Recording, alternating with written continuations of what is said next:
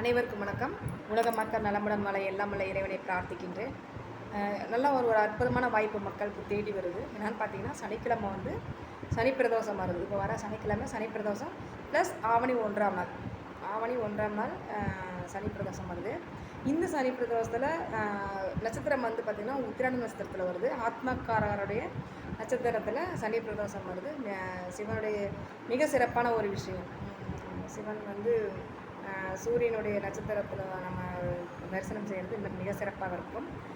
பார்த்துட்டு வழிபாடு செஞ்சுட்டு மிக சிறப்பாக இருக்கும். அந்த தரிசனம் பண்ணிவிட்டு அதே மாதிரி பார்த்திங்கன்னா ஆவணி 15ஆம் நாள், அது ஆவணி 15ஆம் நாள் அதுவும் வந்து சனி பிரதோஷமாக வருது.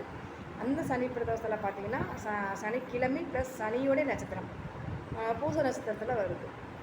பூச நட்சத்திரத்தில் வரதுனால அப்போது நம்ம சிவ வழிபாடு செஞ்சுட்டு என்னென்னு பார்த்தீங்கன்னா அந்த பிரதோஷத்தை நம்ம கலந்துட்டு தீபமேற்று வழிபாடு செஞ்சுட்டு அப்போது ஏதோ சாப்பாடுங்கிற மாதிரி ஏதோ ஒரு அன்னதானம் அப்படிங்கிற மாதிரி ஒரு அன்னதானம் செஞ்சுட்டு தரிசனம் சிவன் வழிபாடு செஞ்சோம்னா நமக்கு என்ன ஆகுதுன்னு பார்த்திங்கன்னா கர்மக்கடன், அதாவது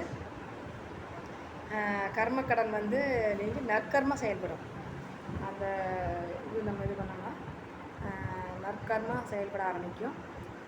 நம்மளுடைய பாவக்கர்மெல்லாம் நீங்கி நற்கர்மா செயல்பட ஆரம்பிக்கும். அதனால் இந்த வாய்ப்பை வந்து எல்லாருமே நம்ம மிக சரியாக பயன்படுத்திக்கணும். தவறாதீங்க. எல்லோரும் சிவன் கோயில் சனி பிரதோஷத்தில் கலந்துக்கோங்க.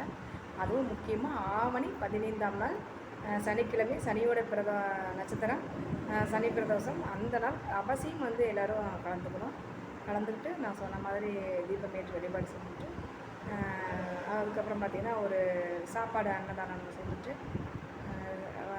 வந்தோம்னா இறைவன் பரம்பொருளை வழிபாடு செஞ்சுட்டு வந்தோம்னா நமக்கு என்னென்னு பார்த்திங்கன்னா மிக சிறப்பாக வந்து பாவக்கர்மா நீங்கி நற்கர்மா செயல்பட ஆரம்பிக்கும்.